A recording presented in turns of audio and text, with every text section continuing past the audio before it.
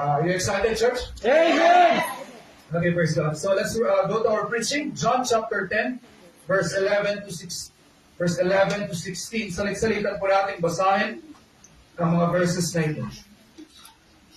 Verse 11, mauna ako, kayo po sa verse 12. I am the good shepherd, and the good shepherd giveth his life for sheep. But he does not give, not the shepherd, whose sheep are not, see the wolf coming, and they the sheep, and fear. The wolf crushes them, and scattereth the sheep. The hireling fleeth, because he is an hireling, and careth not for the sheep. I am the good shepherd, and know my sheep, and I know mine. As the Father knoweth me, even so I, the Father, and I lay down my life for the sheep. And the other sheep I have, which are not of this fold, them also I must bring, and they shall hear my voice, and there shall be one fold and one shepherd. Amen. I would like to give a title to this text, to this preaching, and we'll preach on one of the names of Jesus Christ.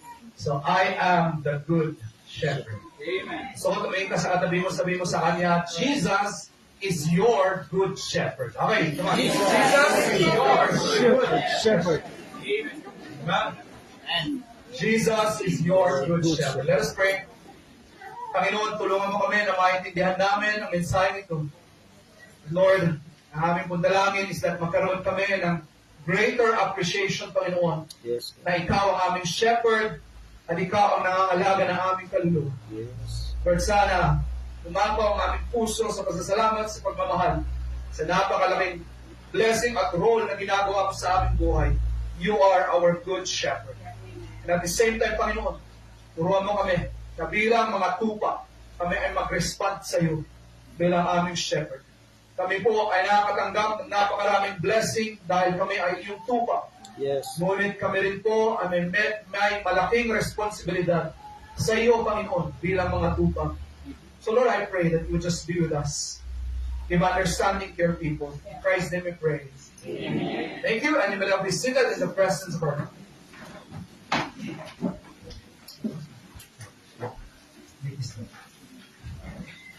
I am the good shepherd. Nag-umpisa po ang verses na ito sa verse na ito. Kung naka-red letter po ang inyong Bible, siguro napansin nyo, it is written in red. Meaning, it is the very words of the Lord Jesus Christ. And Jesus Christ started by saying, I am the good shepherd. Nag-umpisa siya sa phrase na, I am. Ang phrase po na ito na I am, sa Greek, ang term po niya is ego eimi. At pag chinek mo kung saan unang nabanggit ang phrase na yan, ego eimi, or yung phrase na I am, you can trace back, mati-trace back mo yan, sa wilderness, kung saan si Moses ay kaharap niya ang burning bush at kausap niya ang Panginoon. At tinanong ni Moses dun sa burning bush, sabi niya, Panginoon, sino ka ba? Who are you, God? Tell me, who are you so that I know what to say to the people? At kung tinanong siya, who are you? Drinap ng Panginoon ang isa sa mga pangalan niya. Ego eimi. So sabi niya, Moses, I am. So ito po ang isa sa mga greatest names of God in the Old Testament, I am. At ngayon, dito sa New Testament, sinabi ni Jesus Christ that He is the I am. Ibig sabihin, si Kristo mismo ang nagsabi na yung Panginoon sa Old Testament na kilala ninyo, God the Father, ako din siya. I am. At sa Book of Revelation, pagbabalik si Jesus Christ, ang isa sa mga pangalan niya is this, He is the great I am. So mula noon, hanggang sa katapusan, ang isa sa mga pangalan ni Kristo, He is the great I am. At ano ang ibig sabihin niya? It means that He is the ever-present God. Ibig sabihin, hindi siya yung I was. He is not the God who is the I was, or the God who is the I will. He is not the God of the past, He is not the God of the future, He is the God of the present moment, I am. Amen. Practical application yan sa ating buhay is this. Kung sino man, kung ano man ang kailangan mo at the present time, magiging siya yun sa buhay mo. Amen. So if today you need peace, He is the God of peace. If today you need provision, He is the God who provides. If today you need protection, He is the God who protects. And if you need wisdom, He is the God of wisdom at this present time. And God's mercy is new every morning. At kung ano ang kailangan mo ngayong araw, magiging siya yun para sa iyo. He is the I am. Ganda, di ba? What a blessing. Na si God, hindi siya yung Diyos na nakaraan. Siya yung Diyos na ngayon. Amen. Kung ano ang kailangan mo ngayon, siya yun para sa iyo. Amen. He is the I am. And then He said, I am the good shepherd. Definite article. Hindi na sinabi, I am a good shepherd. Ibig sabihin, hindi si Kristo, hindi siya isa sa mga choices natin. But He is exclusively, yun yung term na die, it's very exclusive, na wala nang ibang shepherd na pwedeng mangalaga ng iyong kaluluwa, kundi si Kristo lang. Amen. Sa Bible, meron tayong mga ibang shepherds. In fact, ang tawag sa inyong parents, ang isa sa role ninyo sa inyong mga anak is to be a shepherd. All parents here, you are a shepherd. But I want to tell you, hindi mo kayang bantayan ang anak mo 24/7. Merong isang shepherd na kayang bantayan ang anak mo 24/7. Who is that? The good shepherd. Jesus Christ. Ako po as a pastor, yung mga leaders ng church na ito, tinawag kami shepherds ng Biblia, tagapangalaga ng iyong kaluluwa. But you know what? Tao lang po ako. I can only do so much. I cannot really take good care of everyone with all at the same time. Ngunit may isang shepherd na kaya gawin yun. Si Yesu Cristo. He is the good shepherd. At hindi lang sinabi ng Panginoon na isang shepherd, sabi niya, nagbigay siya ng adjective, sabi niya, He is the good shepherd. Why? Tayo pong mga magulang, minsan nagkukulang tayo. Sometimes we are even bad shepherds. Leaders, we have leaders, or sometimes hindi perfect. But there is one shepherd who is always good. Sino? The good shepherd, Jesus Christ. At mamaya sa ating points, makikita nyo kung paano niya i-display na siya ay isang good shepherd sa buhay natin. At siya po ay isang good shepherd, hindi sa lahat. Sabi ng Biblia, siya ay good shepherd sa kanyang sheep. And so, bago natin isipin, sino ba itong mga sheep na ito? Ang sagot dito is this, sino ang mga sheep na ito? Ang sheep ng Panginoon is this, yun yung mga tao na nanampalataya at naniwala na meron lang isang daan, na isang paraan na kung saan ikaw ay magkakaroon ng relasyon kay Yesu Cristo. Yun ay yung tanggapin mo si Kristo sa iyong buhay bilang Diyos at tagapagligtas. At pag siya ay natanggap mo, ikaw ay nagiging sheep. Amen. At sabi ni Yesu Cristo, hindi lahat ng tao ay sheep. Because pagbalik niya, ang isa sa mga gagawin ni Yesu Cristo is this, ipaghihiwalay niya ang mga goat sa mga sheep. Ibig sabihin, hindi lahat ay sheep.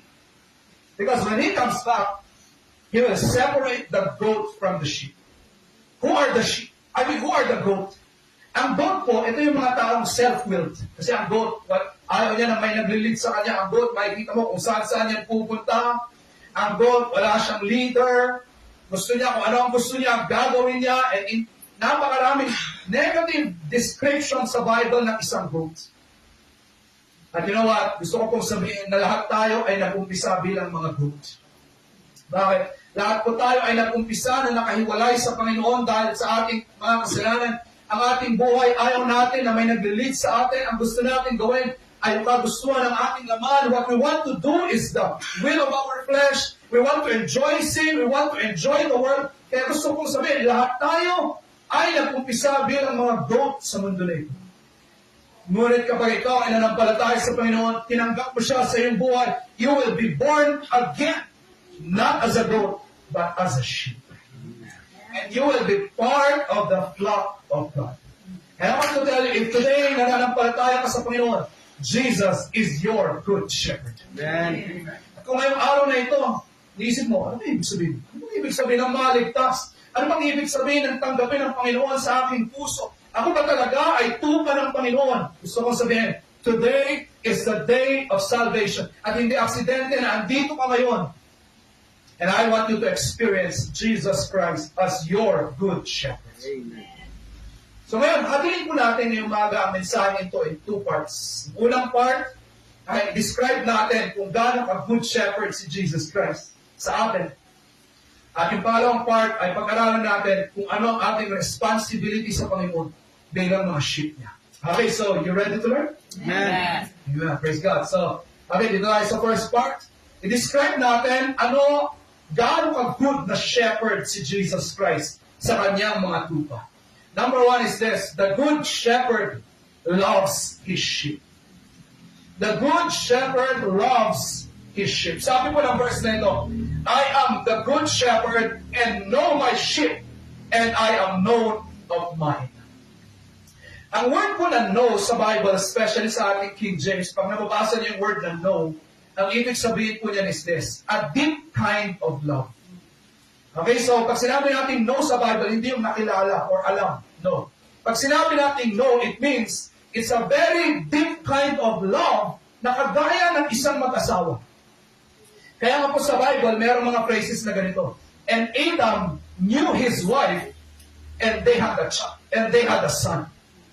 So hindi pwedeng sabihin, pag tinagalog mo yun, hindi mo pwedeng sabihin, si Adan, nakilala niya si Eva, at sila ay nagkaroon ng anak. Wala pong nagkaanak dahil nagkakilala lang.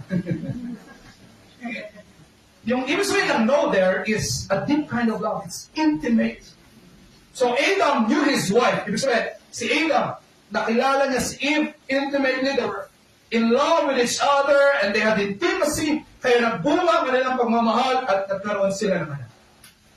Yun ang word na nagamit dito. At sabi ng Biblia ay ganito po: ang ating Panginoon, ang ating shepherd, He has a very deep kind of love for you. A very intimate kind of love for you that He loves you so much. Amen? Bakit hindi kayo nag-amen? Let me tell you, bakit hindi kayo gaano nag-amen? Bakit yung natin na-appreciate yung line na yun? Because this is the answer. Sometimes we think we deserve God's love. But I tell you, what makes the love of God so powerful to us is when you realize you are not that lovable. It's when you realize you do not deserve the love of God. Because let me ask you folks, kung ikaw ay isang holy na Panginoon, kung mara ikaw ang Panginoon, ikaw ay banal, ikaw ay righteous, what you love is goodness. At titingin ka sa isang tao na puno ng kasalanan, puno ng kayabangan, puno ng selfishness, will you love that person? I tell you, you will not love that person. But Jesus Christ said, I will love even my enemies. That's why even God who is holy can love sinners like us in a very deep kind of love. Bakit? Grasya lang po yun na mamahalin tayo ng isang holy God kahit tayo ay makasalanan. Amen. Tinanong ko na sa inyo to noon. Ikaw ang nakakilala ng buhay mo. Alam mo kung gaano kayabang. Alam mo kung gaano ka selfish. Alam mo kung mga kasalanan at mga kalokohan ng buhay mo. May tanong sa iyo. Mamahalin mo ba ang sarili mo knowing all of your flaws? If you were to marry yourself, will you marry yourself? Knowing how impatient you are, knowing how irritable you are, will you marry yourself? Baka kaya sarili mo, hindi mo kayang pakasalan ang sarili mo. How much more a holy God that can see us. Ngunit dahil sa kanyang grasya, He loved us intimately. Amen. So, ma-appreciate mo. Hindi simpleng lang yung God loves me. No. Mabigat yung linya na yun. Dahil makasalanan tayo, hindi natin deserve ang kanyang pagmamahal. Ngunit sabi niya, I love my sheep. Amen. At paano niya display ang love na ito? Of course, ito very familiar chapter ito sa Old Testament, Psalm 23. Paano niya display ang love niya sa atin? Sabi niya, the Lord is my shepherd. Yan o. Imagine ang tawag sa atin, meron intimacy. Sabi ni David, Lord, ikaw ang aking shepherd. Ganun ang relationship natin sa Panginoon, parang mag-asawa. You know what? Sabi niya, mahal tayo ng Panginoon. I shall not want. Ang ibig sabihin niya, lahat ng needs mo, I shall not lack anything. Parang ganun yung translation, I shall not lack anything. At kung ano man yung mga kailangan mo ngayon, ang Panginoon ang mag-provide yan. Bakit po? Because He loves you so much. And I tell you, marami sa inyo hindi naman talaga mayaman. But your needs are provided. Marami sa inyo, hindi naman talaga mayaman. Nasabi nyo nga, ang hirap po. Ano mahirap? Tumaba ako nga ng pandemic. Your needs are being provided. Sabi niya, He maketh me to lie down in green pastures. He laid at me beside the still water. Anong picture niya? Si God ang nagpapakain sa'yo. He's giving you abundance. Siya ang nagpapalago ng buhay mo at siya ang nagbibigay sa'yo ng rest. Dahil mahal ka na, He is your shepherd. Parang isang shepherd, kukunin niya yung sheep niya. Halika, dito ka sa tubig. Uminom ka. Dito ka sa pastures, kumain ka. Sige, matulog ka. And I tell you, marami sa inyo naranasan nyo ito. Kahit may problema kayo, sarap ng tulog. Sino nagpatulog? Panginoon. Amen. Sino gumising? Panginoon. Sino nagbigay ng promotion? Sino nagbigay ng abundance? Panginoon. Marami sa inyo nagkakaroon ng spiritual abundance. Hindi ka nakapag-aral. Ngunit kung nakikinig ka ng preaching, kahit English yung preaching, paano naiintindihan ko? You have a good shepherd who is giving you Amen. abundance. Ito pa ang ganda. Christ restores our soul. You know this. Many of you have been broken-hearted many times. But who restores your soul? Your shepherd. He leadeth us in the paths of righteousness for His name's sake. Ano yan? Ang Panginoon ang nagpo-correct sa atin para ibalik tayo sa tamang landas. Kaya nga po, alam niyo ito mga parents, part of your love as parents to your kids is correction. And if you are a parent today and you do not correct, sabi ng Bible, you do not love your child. Part of love is correction. Kaya nga po, sabi ni God, mahal kita. Kaya pag nawawala ka sa landas, kailangan paluin ka. Para bumalik ka, para mahal kita. I want to lead you in the paths of righteousness for my name's sake.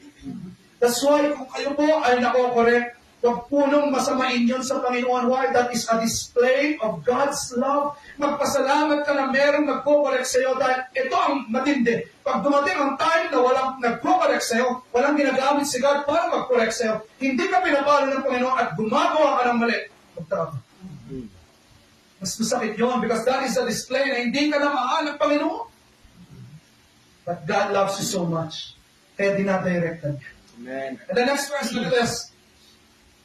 Yea, though I walk through the valley of the shadow of death, I will fear no evil. Ano ito, mga struggles ito? For thou art with me, thy rod and thy staff, they comfort me. Ano yan? This speaks of protection. Yung rod ng Panginoon, yun yung short na pamalo ng shepherd. Yung staff, yun yung long na pamalo ng shepherd. Ano yan? God protects you at the moment. God even protects your future. Ano bang magaling si God? He is protecting us. Thou preparest a table before me, the presence of mine enemies. Thou anointest my head with oil, my cup runneth over. Ano po ito? This speaks of vindication. Ano ito? Yung time na binagsak ka ng mga tao, mayroong mga tao who are your enemies who try to put you down. Because you have a good shepherd. At the proper time, in His own will, in His own time, siya ang magpapalago sa iyo sa harap nila. Amen. Kaya I always tell you, hindi mo kailangan maghiganti. Tanggalin mo na ang paghiganti sa puso mo, tanggalin mo na ang mga bitterness yan because at the right moment, it is God who will exalt the humble. Promise ni God. And look at this next verse. Sabi niyo, next verse. Surely, ito favorite ko, surely goodness and mercy shall follow me all the days of my life, and I will dwell in the house of the Lord forever.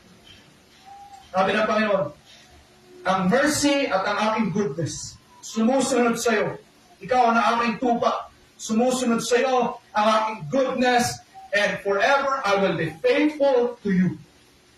Saan ka man mapunta. Kaya tatandaan niyo po ito, okay? Ang blessing ay wala sa laban. Kaya tanggalin niyo na, pag ako nakapunta sa Amerika, blessed na ako. Pag ako nakapunta sa kung saan niyo man gusto, yun ang green pastures. That's not true.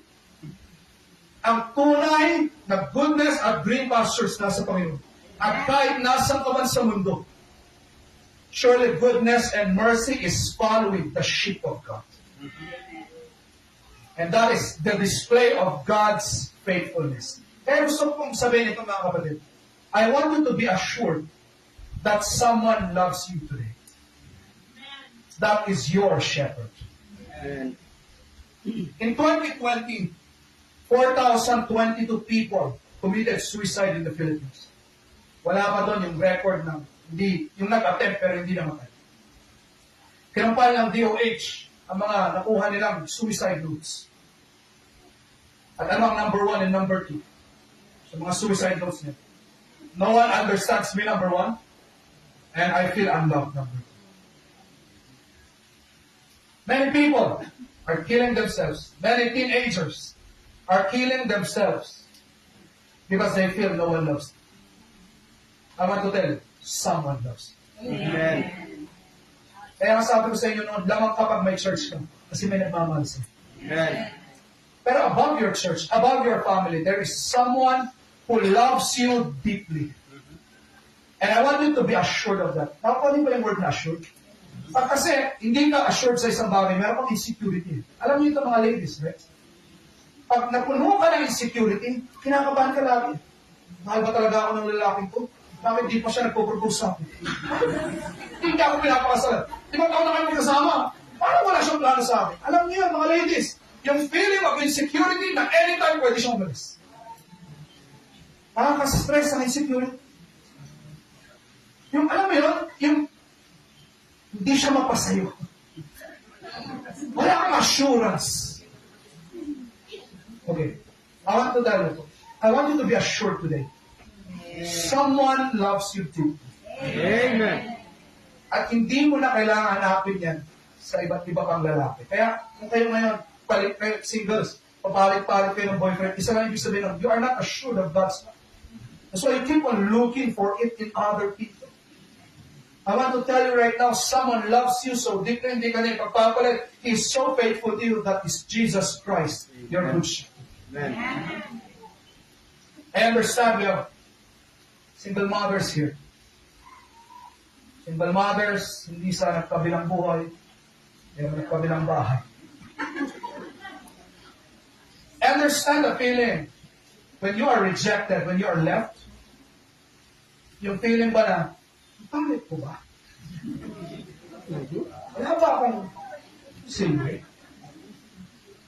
Alam niyo yung deep na ano yun? Folks, hindi niyo ba I've counseled people na gano'n, alam niyo may trauma na. So, pag useless ko ba? Parang wala nagmamahal sa akin. I want to assure you, okay? Someone loves you so much. Amen. Jesus.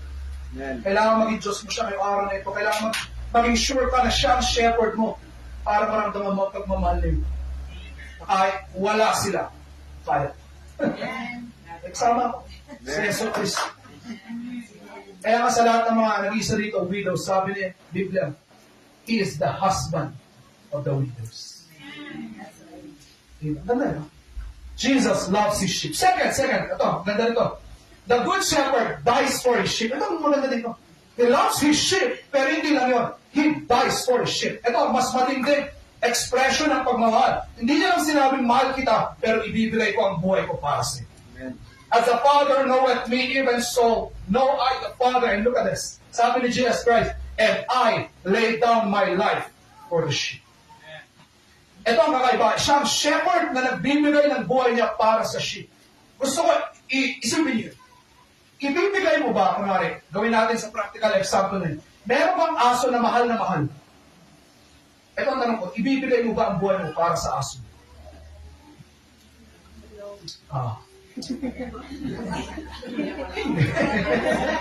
Aso pa rin yun eh.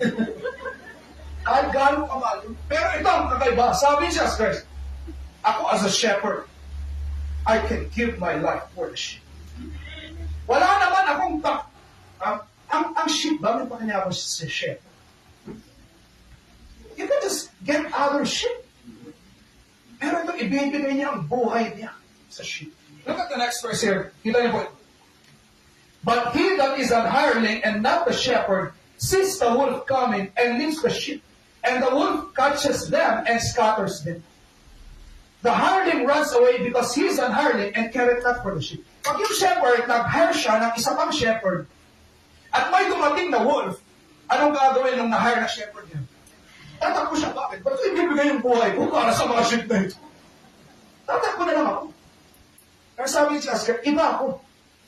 Hindi ako hireling. Hindi niyo ako hinire para maging Panginoon. Ako ay nag-volunteer na mahalin kayo at sa pagmamahal ko, ibibigay ko ang aming buhay para sa inyo. Amen. Wow. Kaya nga po, ganito ang itsura. I want you to know this, okay? Ito po ang itsura ng sheepfold sa Bible times. Mataas po ito, kaya hindi makapasok ang wool, hindi makapasok ang ibang animals to attack the sheep. Ngunit isa lang ang entrance nito. Ito yun. Kaya nga, ang isang pangalan ni Jesus Christ is, I am the door. Bakit? Siya yung nakabantay sa door. Amen. At ang way lang na papasok para ma-attack mo ang sheep ay dadaan ka sa kanya. At sabi niya, I am the good shepherd. I will give my life for the sheep. Bakit? Dahil paggabi, aatake ang mga wolf para kainin ang mga sheep na ito. Saan sila dadaan? Sa weakest part ng protection, the door. And who is standing at the door? The shepherd. Ready to give his life. Anong hawak ng shepherd? His rod, short, maikling pamalo. His staff, malaking pamalo. At nakatayo lang siya doon. Ready to give his life for his sheep. Folks, si Kristo ang shepherd at ibinigay niya ang buhay niya para protection tayo. If I will spiritualize this, ito ang itsura niya.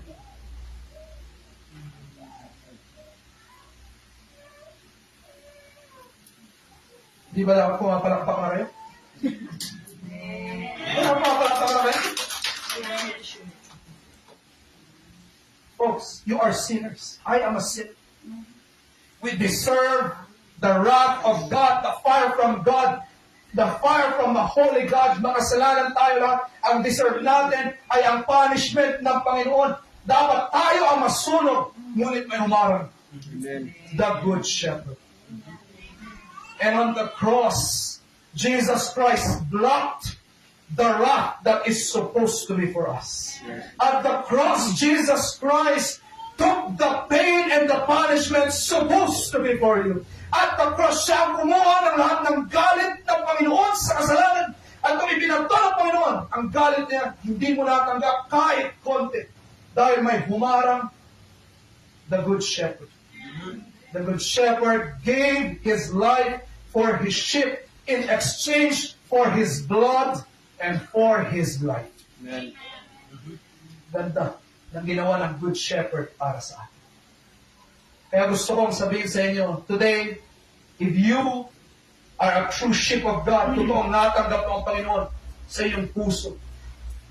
Sabi ng Bible, there is no condemnation for you. Pagdating ng hukuman, pagdating ng araw, sa pagbabalik ni Yesu Cristo, there will be a court case. Nakapasok na kayo sa court? Nakakakaba pag nasa court. Lalo na pag guilty ka. Because you will be standing in front of the judge. At itong judge na ito, alam niya ang lahat. At merong dalawang lawyers na tatayo. Ang society na nag-accuse ay si Satan. And he will tell the judge, God the Father, sabi niya, yung anak ko na yan, si Raskin, maraming sinabing kasinungalingan niya. Maraming ginawang kasalanan niya, he deserves punishment, he is guilty. Guilty naman talaga ako. I did a lot of sin. And you are guilty. Amen. We cannot judge each other, we are all guilty.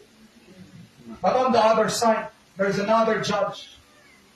He is called the advocate. In ang term ng Bible, isa sa mga pangalan ni Kristo, he is the advocate. Siya isang lawyer na tatayo sa ating sa harapan ng judge at anong kanyang sasabihin?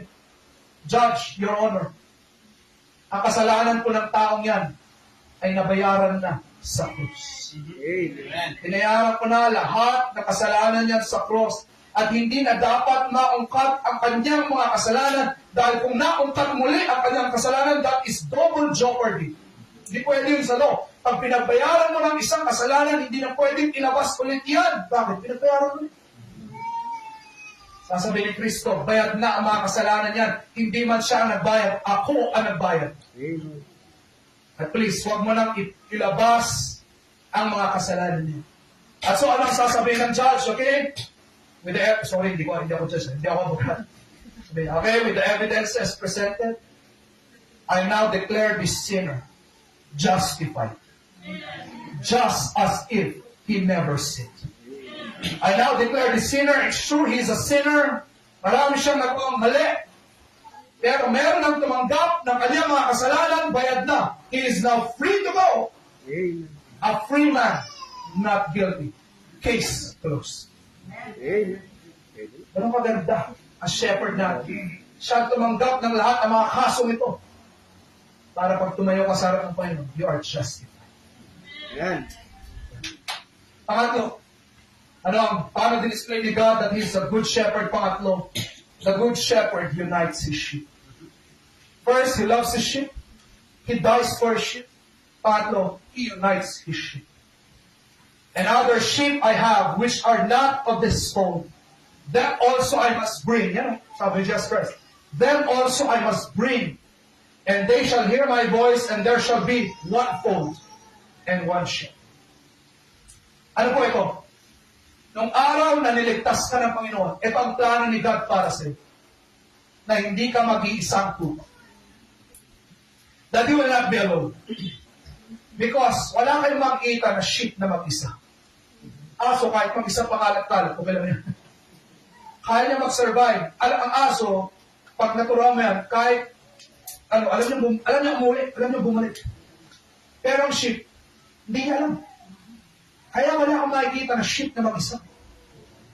Ang sheep, lagi siyang nasa flock, lagi siyang nasa fold, lagi siyang under the guidance of the shepherd.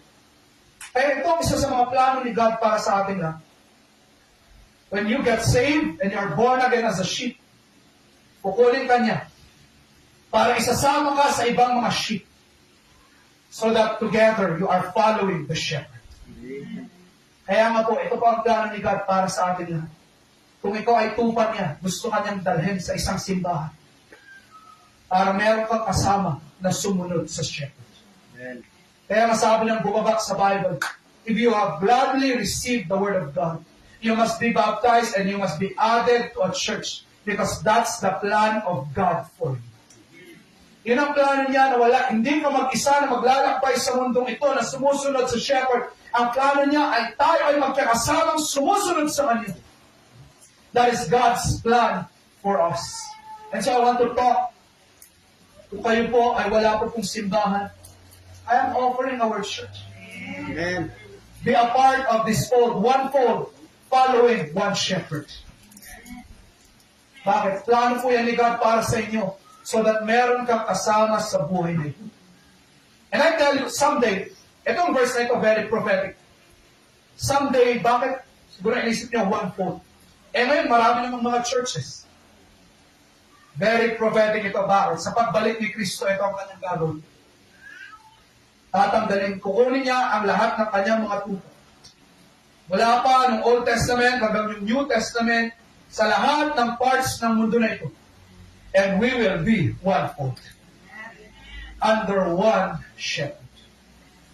Kaya darating ang time, mga kapatid, we will worship together with Abraham. We will serve together with Jacob. We will rule together with Isaac. Imagine. We will be ruling together with David. We will be ruling together with Americans. We will be serving together with Arabs who got saved. At lahat ng tupa na yan. Pagdating ng araw, wala nang Baptist. Born again. Wala nang mga ganyan. Basta yung taong yan ay tunay na nanampalataya sa Panginoon. Sama-sama tayo. One fold, one shepherd. This is God's desire for us. He will unite us. Amen. So ngayon, kita niyo itong pag-usapan natin. So ano ang response?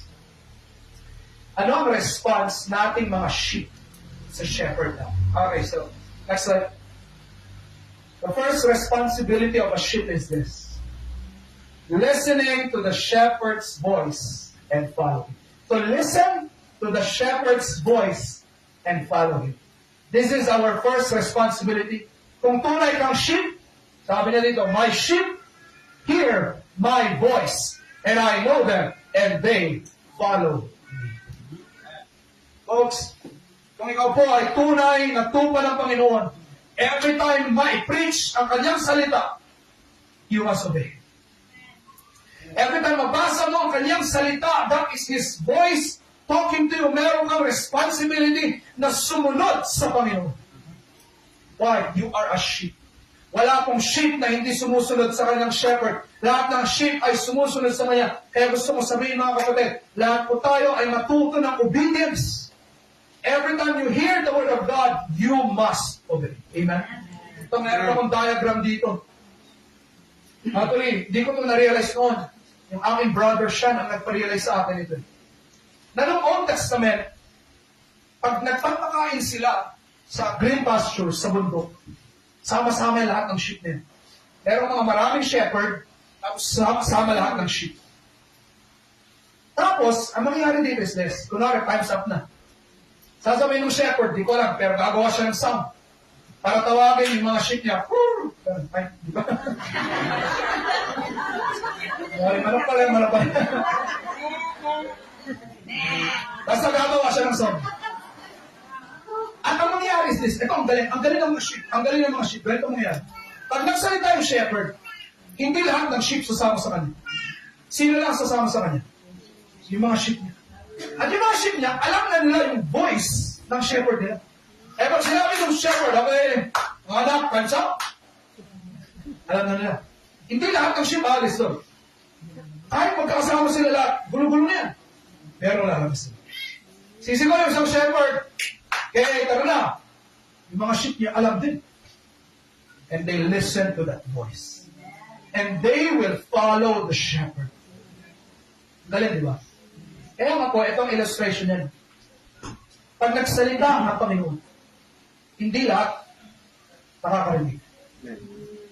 May mga question mark. Bakit? May mga iba na hindi naman talaga nila shepherd ang Panginoon. Kaya nga po, this is also a test. Who are the true Christians? It is when God speaks through the Word of God.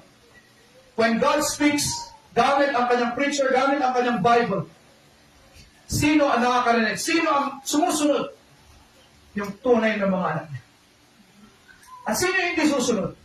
Yung hindi shepherd na bakit? Pero kapag may nag-imbita, tara, inuman tayo. Susunod yun. Bakit? Yun ang shepherd eh. Ako, di ba? O tara, party! Susunod yun. Bakit? Yun ang shepherd eh. That's the voice he listens to. Pero kapag ang panahon sabi, okay, worship time. Yung sheep niya, susunod. Bakit? Yun ang shepherd nila eh. Amen. Amen po ba? Amen. Lahat tayo, kung man sa problema, mag-a-advise. O, pinost ka na sa Facebook, i-post mo rin, mag-igalay ka. Chismis mo rin. Sino susunod? Yung nakakarinig ng boses nila. Pero kung anong sasabihin ng Panginoon sa kanyang salita, magpatawad ka. Amen. Mahalin mo. Sino susunod? Yung mga sheep. Dahil the sheep hear His voice. Amen? O bigla akong yumaman. Sabi ng mundo, tara, gastusin mo yan. Bili ka para sa sarili mo. You deserve that. Susunod ka, bakit? Kung yun ang boses na naririnig mo, susunod ka eh. Ngunit pag nagsalita ang Panginoon, sinabi niya, gamitin mo yan para sa glory ng Panginoon. Sino susunod? Yung kanyang mga sheep. Bakit? Because the sheep hear His voice. Ay, hindi po ba natin ito? Ito ang responsibility natin bilang mga tupa ng Panginoon. Makinig ka sa kanyang boses. Siya ay nagsasalita sa iyo sa preaching na ito. Siya ay nagsasalita gamit ang kanyang Biblia. Every time you hear God's word, obey, obey, obey. That is our job as the sheep, to trust and obey. Amen.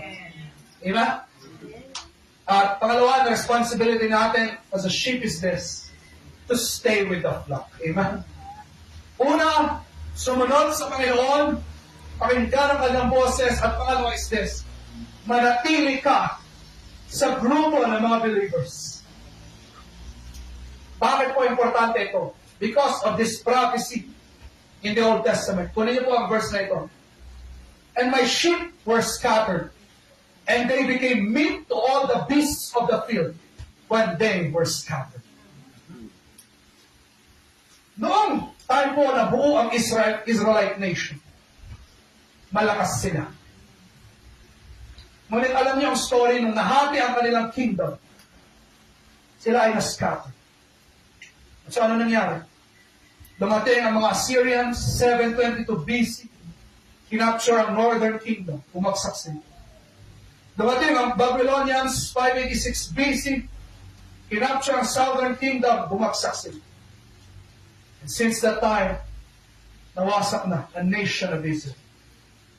And because they were scattered, they became prone to many sins. Idolatry. Mixed multitude. Kung sino-sino na ang Diyos na pinagsilbihan nila. Bakit? They were scattered. Kaya nung dumating si Kristo, ang gulo na nila. Ang dami ng Diyos, ang dami ng filosofiya. Because they were scattered.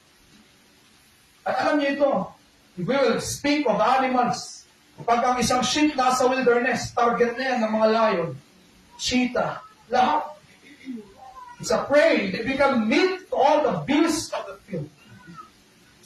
And I tell you folks, if you are alone, you will be easily attacked by the devil.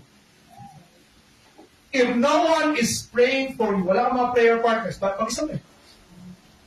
You will be attacked by so many temptations, discouragement. At pag ikaw ay na-atake ng mga suffering at mag-isa mo, I tell you may not survive it.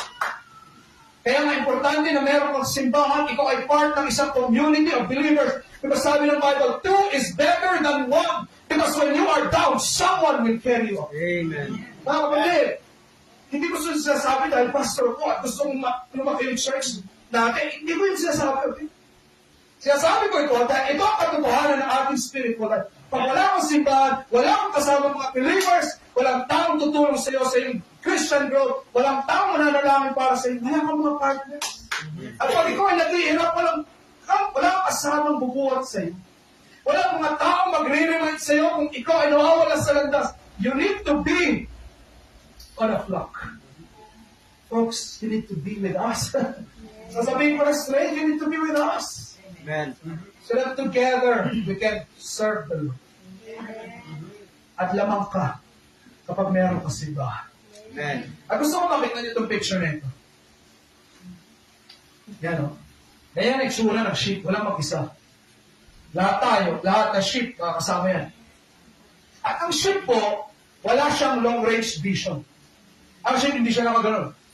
Kaya ako pupunta. Hindi. Ang sheep, kagaya nakatingin sa baba. Ano ang tinitignan ng sheep sa harapan? Okay, ang sagot is yung staff. Yung staff ng shepherd. At kung saan pupunta yung staff na yon, doon pupunta yung sheep. Yung sheep sa likod ng naunang sheep, saan siya nakatingin? Sa paa ng sheep sa harapan niya. At kung saan pupunta yun, sumusunod yun. So, ibig sabihin, lahat yan, sunod-sunod lang yun. Okay, biblical basis. Sabi ni Apostle Paul, follow me as I follow Christ. Amen. Sasabay ko din yan sa inyo.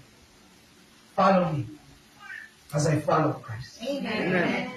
Sunod ka sa church na ito as we follow Christ. Amen. Para sama-sama tayo, we are following the Savior's voice, the Savior's leading. Bakit po ang mga sheep, directionless yung mga yan? Walang sense of direction ng mga sheep. In fact, ang sheep ang pinakabobong hayop, doon tayo hinalintulad ng Panginoon. Sabi mo sa katabi ba? Look at your statement, sabi mo, wala kang direction. Ano yung sabi mo mo? Wala kang direction. Wala ka direction, ha? Alam na. Walang tayo sense of direction. Madis. Kung wala ang Biblia na nagdadirect sa atin, kung wala ang church na nagdadirect sa atin, walang Bible, ay dahil, many of you Ama. will have been out of the world, out of your direction. Yes. Ang tatay ko po, dating rockstar. Roxy. Kaya nasa bar talaga yung kumakanta talaga. Ngunit sa Panginoon, pasalamat, praise God, nagkaroon ng direction. Amen. At siya bilang tatay, sinabi niya rin sa namin, follow me as I follow Christ. Amen. Ay, sumusunod ako, bakit naunay kami? Together, sunod-sunod yan. At kung wala yun, I tell you, I could have, hindi ko alam kung asan ako yun. And I tell you, kung walang Panginoon na nagligtas sa'yo, walang simbahan na nagdadirect sa'yo, hindi ko rin alam kung asa ka nyo. Mga gandang iba sa inyo, siguro na iba. Yan na kayo mga pageant, mga yan na, nothing about that. Pero probably you are living your life for the world. And not living your life for Christ. Kaya nga, thank God we have a good shepherd. So please, okay, ano yung responsibility natin, ulitin natin? Is to hear the voice of the shepherd and follow him. And secondly, to stay in the flock. Members. Let me talk to members, okay? Wala pong perfect na simbahan. Amen. Tama. Nagkakamali din ako. Nagkakamali ang church na ito. And I will not close my eyes that today there are many Christians who have been offended by churches. But please, huwag mong hayaan na yung tampo mo na yun ang maghihinder sa'yo not to join a flock. Because you're losing a lot. Amen. Members, andito na kayo. Hindi ako nagtawag sa inyo dito. Panginoon ang nagdala sa inyo dito. Tama. Ngayon, andito ka na. Mag-commit ka, Lord. I will stay with this flock. I will grow with this flock. And as I follow you, sana may mga ibang sumunod din sa akin. Amen. May that be our commitment, members. Andito ka na. Stay with this flock. Hey. Until our dying day. Diba? Ganda. Come on, let's all stand up. And I want us to go to God in prayer.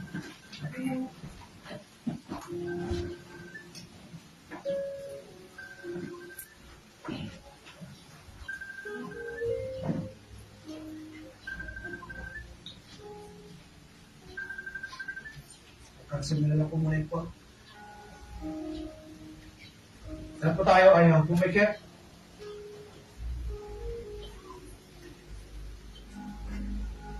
I would like to talk to our visitors. Kung kayo po ay bisita namin ngayong umaga, pwede niyo po ba itaas ang inyong kamay? Gusto ko lang po makita niyo mga hands. Mga kamay, please. Thank you. If there are visitors today, thank you. Kami mga bisita, I want to tell you po, sige po, ibahin niyo po. I want to tell you, you are very special to us this morning. Salamat po sa pagdalo sa simbahan na ito. It's not an accident. Sa araw na ito, ang marinig mong mensahe ay ito. Timing ni God ito para sa inyo. Para marinig mo na hindi lahat ng tao ay tupa ng Panginoon. Ngunit kailangan natin manampalataya sa Kanya, tanggapin siya sa ating buhay. Para tayo ay mag-born again bilang Kanyang tupa. At pag tayo ay naging tupa ng Panginoon, ma-enjoy natin ang lahat ng Kanyang mga blessings at promises. Nag-uumpisa yan pag ikaw, sa puso mo, i-admit mo na makasalanan ka at kailangan mo ang tagapagligtas. Ngayong araw na ito, tatanggapin mo siya sa iyong puso. Ito po ang ating gagawin. Meron po akong simpleng panalangin dito, panalangin ng pagtanggap sa Panginoon. Gusto ko po, sumunod ka sa panalangin na ito. I want you to say it. Sabihin mo sa iyong bibig, kahit hindi malakas. Gawin mo panalangin mo ito. Ako ay magiging guide mo lang. Ngunit, ngayong umaga, tanggapin mo ang Panginoon.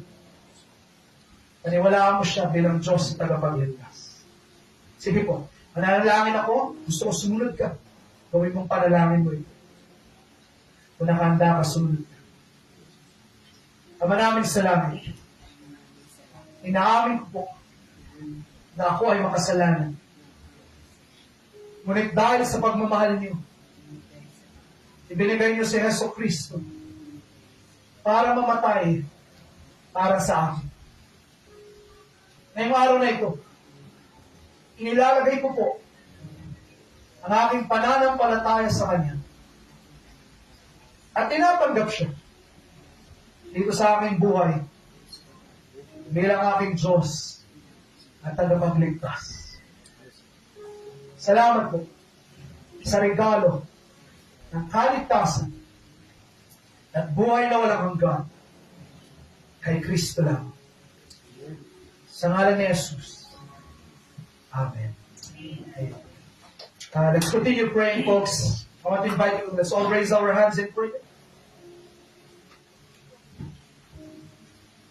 Our Heavenly Father, Thank you. Our good shepherd, thank you. Yes, God. Hallelujah, Jesus. Panginoon, di ko po alam kung meron dito, mga nakikinig ngayon, Panginoon, ay meron mga panalangin regarding their needs. Panginoon, you promise you will provide. Please provide for them. Yes, Jesus. I don't know if someone here is broken-hearted. Lord, you promise you will restore our souls. So please, Panginoon, kayo mag-provide ng healing. Kayo mag-provide, Panginoon, ng peace of mind sa mga taong broken ngayong umaga. I don't know, Panginoon, if someone here needs wisdom and direction, Panginoon, prinamis mo kayo ang magdadirect ng aming buhay, magkukorek sa amin. So please, Lord, correct and teach us. Lord, I do not know if someone here is far from you, Panginoon. Please, unite them with us. Panginoon, tawagin mo sila. At ang panalangin ko po para sa amin, church, that all of us will hear your voice and will follow you, Lord, and we will all make a commitment to stay with the flock. Lord, as the pastor, as the shepherd, Lord, as the under-shepherd of this church, Panginoon, dalangin ko po, alagaan mo kami, Panginoon. Please take good care of this new church. Lead us every step of the way. Add people to our church, Lord. Lord, yung mga dinagdag mo dito, Lord, make us quality sheep, Lord. Lord, we want to just thank you for all your goodness, Lord. You are great, Lord. You are awesome. We want to praise you, honor you, we love you. Thank you very much, Lord. Purihin ang iyong pangalan ngayong umaga. Sa ngalan ni Jesus. Amen. Amen. Salamat po natin ang ating Panginoon. Amen.